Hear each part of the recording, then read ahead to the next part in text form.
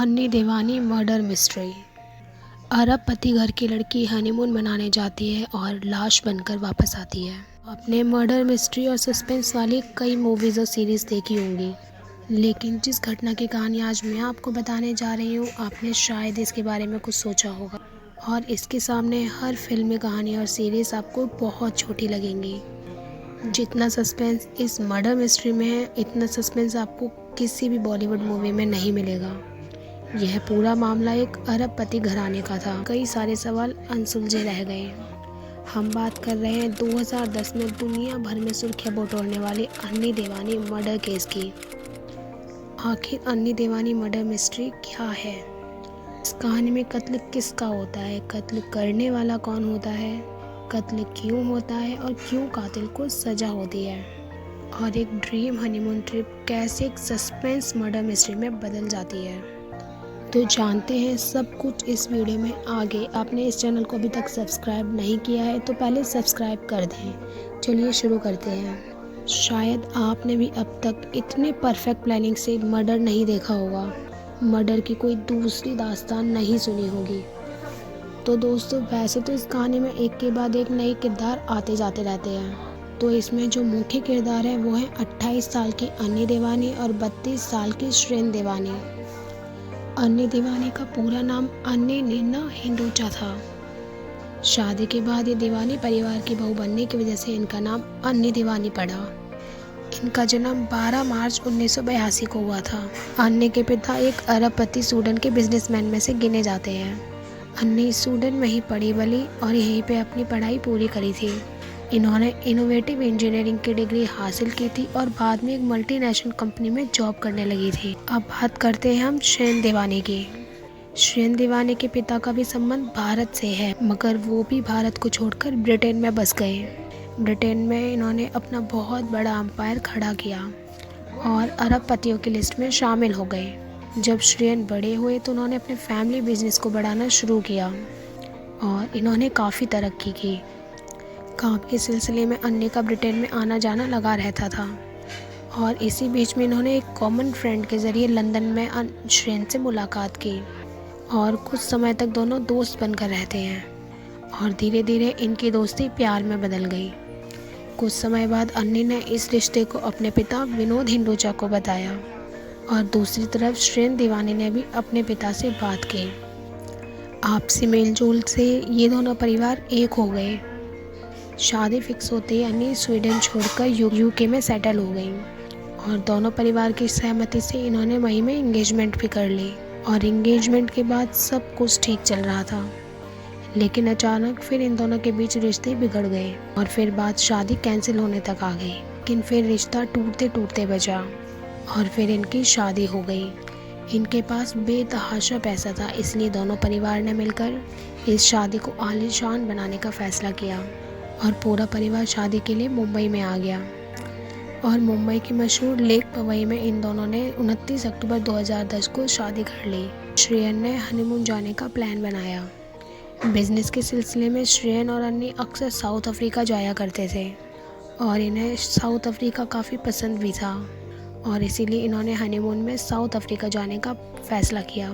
South Africa चुनने की एक कहानी ये भी बताई जाती है कि साउथ अफ्रीका को शॉर्ट में SA लिखा जाता है और श्रेन के नाम का पहला लेटर S था और अन्नी के नाम का पहला लेटर A था। ये मिलकर होते हैं SA।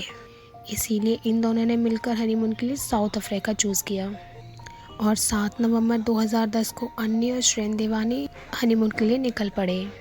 फिर वहाँ से एयरपोर्ट से ये दोनों डोमेस्टिक फ़्लाइट लेकर ये दोनों क्रूगल नेशनल पार्क चले जाते हैं और ये दोनों क्रूगल नेशनल पार्क के एक होटल में रुकते हैं। इसके बाद 12 नवंबर 2010 को ये कपल एक बार फिर से वापस केप टाउन इंटरनेशनल एयरपोर्ट पर पहुंचते हैं। इसके बाद इनकी मुलाकात जोला टैंगो एक टैक्सी ड्राइवर से होती है और श्रेन देवानी जोला टैंगो की ही टैक्सी बुक करते हैं और टैक्सी से सबसे महंगे 5 star hotel Cape Grace hotel पहुँचते हैं और 12 नवंबर की रात ये दोनों उसी होटल में बिताते हैं और साथ ही आगे घूमने का कुछ प्लान तैयार करते हैं। और प्लान हो जाने के बाद श्रेन एक बार फिर से उसी टैक्सी ड्राइवर को बुलाते हैं।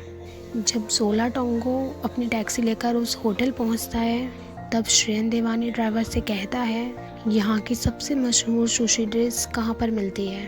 तो टैक्सी ड्राइवर वहाँ से 40 किलोमीटर दूरी एक रेस्टोरेंट का नाम बताता है और ये उस टैक्सी ड्राइवर के साथ रात को 8 बजे उस रेस्टोरेंट के लिए निकल जाते हैं। रात के 9:33 पर टैक्सी ड्राइवर उन्हें गुगुलेतु नाम की जगह पर मौजूद सर्फ साइड रेस्टोरेंट में पहुंचा देता है। यहाँ ये दोनों डिनर करने के बाद रात के 10:24 में उस रेस्टोरेंट से निकल जाते हैं और फिर उसके बाद यह टैक्सी ड्राइवर उन्हें टैक्सी में बिठाकर केप ग्रेस होटल में ले जाने के लिए बोलता है। होटल की तरफ चल निकलते हैं। टैक्सी चलती हुई गुगुलेतु गांव की तरफ निकलती है और वह टैक्सी को स्लो चलाना शुरू कर देता है और वहां पर एक व्यक्ति अचानक से उस गाड़ी के सामने आ जाता है और ज़ोर से सामने वाले शीशे पे अपना हाथ मारता है। ये लोग कुछ समझ पाते तभी सामने से एक और आदमी आता है। जब ये लोग देखते हैं तो पता चलता है कि उन दोनों के हाथों में गन्स होती हैं।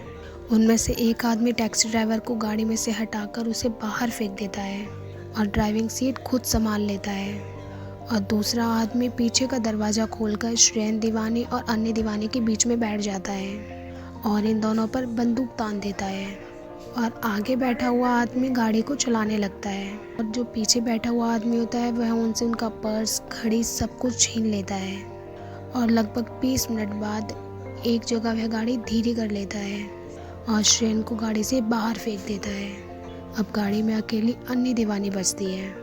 इधर जैसे ही टैक्सी ड्राइवर से उसकी गाड़ी छीनती है वह सीधे गुगुलेतु पुलिस स्टेशन जाता है और वह पुलिस को घटना की जानकारी देता है और इधर 20 मिनट बाद जब अपराधी श्रेयन दीवानी को भी गाड़ी से बाहर फेंकता है वो भी मदद के लिए आसपास भटकने लगते हैं और आखिरकार एक व्यक्ति पुलिस को फ़ोन कर देता है। घटना के बाद 12:48 पर श्रेयन दीवानी होटल केप ग्रेस वापस पहुंच जाता है और पुलिस ड्राइवर का और श्रेयन दीवानी का बयान अलग अलग रिकॉर्ड करता है और एक दूसरे के बयान बिल्कुल एक जैसे मिल जाते हैं। ड्राइवर का बयान लेने के बाद उसे छोड़ दिया जाता है।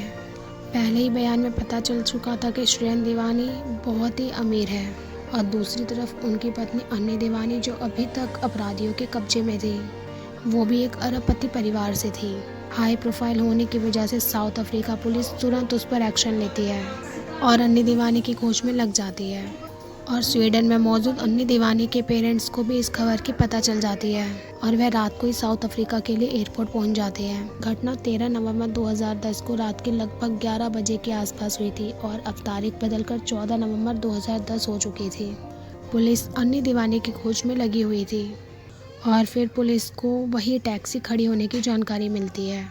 पुलिस तुरंत वहां पर जाती है और उस गाड़ी को अपने कब्जे में ले लेती है। जब गाड़ी की तलाशी ली जाती है तो गाड़ी के पिछले हिस्से में अन्य दीवानी की लाश पड़ी मिलती है और पुलिस तुरंत लाश को कब्जे में ले लेती है और साथ में फोरेंसिक टीम को बुलाकर सबूत को इकट्ठे किए जाते हैं और गाड़ी को भी जांच के लिए भेज दिया जाता है। अन्य की लाश की खबर अन्य के पति और उनके पिता को बता दी जाती है जो अब भी अपनी फ़्लाइट का इंतज़ार कर रहे होते हैं। पुलिस को अन्य के शरीर पर 3 जगह गोली लगने के निशान दिखाई देते हैं। शुरुआती जांच पड़ताल के लिए अन्य की बॉडी को पोस्टमार्टम के लिए पास के ही अस्पताल में भेज दिया जाता है। इधर रात के 11 बजे अन्य दीवानी के पिता विनोद हिंडोजा भी साउथ अफ्रीका पहुंच जाते हैं। अन्य की लाश देखने के बाद खुलासा होता है कि उसके पास मौजूद वाइट गोल्ड और डायमंड की रिंग गायब है, उसकी वॉच भी गायब है और उसके पास जो ब्लैकबेरी का फ़ोन था वो भी गायब है। कुल मिलाकर अन्य के पास जो चीज़ें गायब हुई थी उनकी कीमत 5 लाख से ऊपर थी। उधर पोस्टमार्टम की रिपोर्ट भी आ जाती है जिसमें पता चलता है कि केवल एक गोली लगने का ही निशान है और उसके दौरान पता चलता है कि उस पर यौन हिंसा या फिर बलात्कार नहीं किया जाता है। इस तरह मामला साफ हो गया था कि यह अपहरण जो है वो केवल लूट के लिए ही किया गया है। लेकिन फिर एक सवाल सामने आता है कि अन्य की हत्या क्यों की गई और पुलिस इसका जवाब ढूंढने में लग गई और अब तारीख हो चुकी थी 15 नवंबर 2010।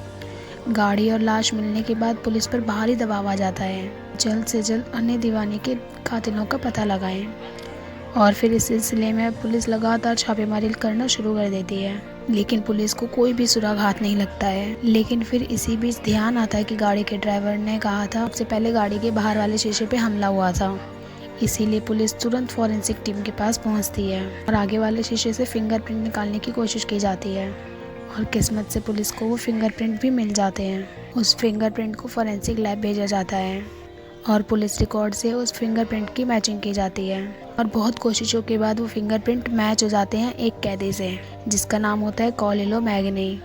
कॉलिलो मैगनी एक छोटा मोटा क्रिमिनल था जो पहले भी छीन छोड़ लूटपाट की घटनाओं में पकड़ा गया था, लेकिन इसने कभी भी किसी की हत्या नहीं की थी। अब पुलिस तुरंत इस कैदी को ढूंढने में लग जाती है, लेकिन उस दिन इसका कोई भी पता नहीं चल पाता है। और इस तरह 16 नवंबर 2000 की रात को खैलीचा नाम के एक गांव ओलिले मैग्ने को गिरफ्तार कर लिया जाता है। पुलिस जब पूछताछ करती है तो ओलिले मैग्ने साफ तरीके से मना कर देता है कि उसने यह नहीं किया है, लेकिन जब पुलिस शक्ति दिखाती है तो वह मान जाता है कि उसने अपहरण जरूर किया है, लेकिन उसने गोली नहीं चलाई, बल्कि जो तीसरा आदमी था उसने उस पर गोली चलाई थी। और सारी कार्यवाही करने के बाद अन्य की लाश उसके पिता को सौंप दी जाती है। 17 नवंबर 2010 की रात को अन्य दीवानी की लाश को ब्रिटिश एयरवेज के फ्लाइट से लेकर श्रीन दीवानी और विनोद हिंडोजा ब्रिटेन चले जाते हैं। जो अन्य कुछ महज दिन पहले हनीमून मनाने के लिए दक्षिण अफ्रीका आई थी और अब वहाँ से वह एक ताबूत में बंद होकर जा रही है और यह धार्मिक रीति रिवाज के अनुसार अन्य का अंतिम संस्कार किया गया था। और इधर दक्षिण अफ्रीका में पुलिस अब भी पूरी ईमानदारी से अन्य को इंसाफ दिलाने में लगी रहती है और पुलिस को उस तीसरे अपराधी का पता चलता है जिसका नाम कॉबे है। किसी मुखबिर द्वारा पुलिस को कॉबे की खबर पता चलती है। 17 नवंबर 2010 की रात को 1 बजे एक पुलिस टीम बताए गए लोकेशन पर धावा बोलती है। वामाडोडा कॉबे को गिरफ्तार कर लिया जाता है। शुरुआती पूछताछ में कॉबे हर तरह के गुनाह को मानने से इनकार करता है, लेकिन कड़ी पूछताछ के बाद वह कबूल कर लेता है।